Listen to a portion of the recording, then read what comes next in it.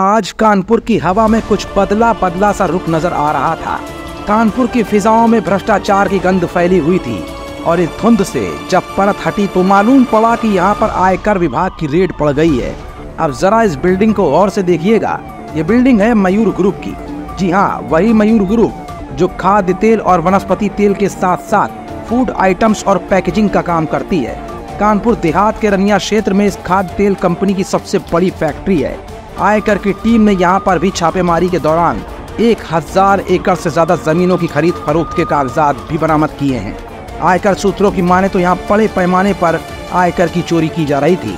फिलहाल 1000 करोड़ रुपए से ज्यादा के आयकर की चोरी का मामला सामने आया है। हालांकि अधिकारियों ने दस्तावेजों को खंगालना भी शुरू कर दिया है। इससे पहले भी मयूर कंपनी पर 30 दिसंबर 2021 को इनकम टैक्स डिपार्टमेंट की रेड पड़ी थी और तब कंपनी के मालिक सुनील गुप्ता और सुरेश गुप्ता फंस गए थे। इस मामले में मयूर वनस्पति पर छापा मारकर कंपनी के निदेशक को भी गिरफ्तार किया गया था। फिलहाल आयकर विभाग की रेड लगातार जारी है और इस मामले में पूरी जानकारी दे रहे हैं ब्यूरो चीफ आरिफ मोहम्मद।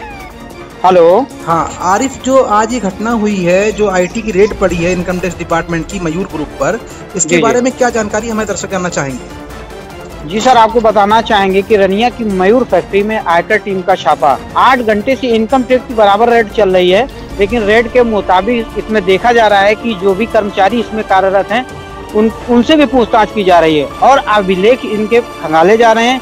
इसमें अभी तक ये कह पाना बड़ा मुश्किल है कि अभिलेखों में इनको जीएसटी के किस तरीके से इनको क्या खामियां मिल रही हैं और खामियों को कितनी देर में कैसे क्या कार्रवाई होगी, इसका कह पाना भी मुश्किल है। बात बाकी आरिफ, जमीन की खरीद फरोख्त का मामला भी आ रहा है कि हाँ 1000 एकड़ की जमीन का कुछ मामला था जिसके दस्तावेज गुप्त रूप से बरामद हुए। अधिकारियों के सूत्रों की अगर ऐसी जानकारी मिल रही है, आपको क्या सूचना मिली? अधिकारियों जो बातचीत आपकी हुई, कितने लोगों की टीम वहाँ पर लगातार इस रेड को अंजाम देने में लगी हुई है?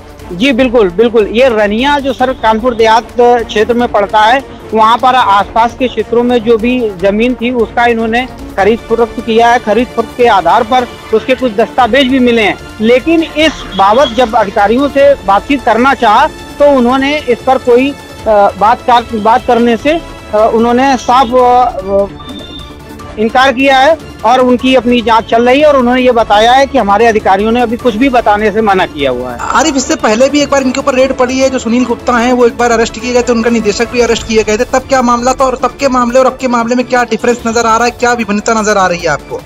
जी सर बिल्कुल, पहले जब रेड पड़ी हुई थी तो सर उस रेड में भी इनसे जीएसटी को लेकर के ऐसा अंदेशा जताया गया था, तब भी इन पर रेड पड़ी थी और उस रेड में भी कुछ इस तरीके से क्लियर नहीं हो पाया था कि किस तरीके से इन्होंने अपनी इंडस्ट्री के अकॉर्डिंग जो भी आईआईटी के इनकम टैक्स को लेकर के जो भी इन्होंने कमियां पाई गई थी उसको लेकर के इन्होंने किसी तरीके से अपने मिल करके उन चीजों को सॉर्ट आउट करने का प्रयास किया था। लेकिन उसके बावजूद अब ये दोबारा आईटी फिर दोबारा की गई है। अभी इसका कोई रिजल्ट साफ नहीं अधिकारियों द्वारा दिया गया है। अरे आप पल पल पर नजर बनाए रहिएगा, देखे रहिएगा किस तरीके से क्या रेट में मामला सामने आ रहा है, किस तरह का और अपडेट है वो हमारे चैनल के जरिए हम दर्शकों तक पहुंचाएंगे। धन्यवाद। आयकर विभाग की रेड के बाद अब देखने वाली बात ये होगी कि इस खुलासे में आयकर के हाथ किस किस के गिरेबान तक जाते हैं।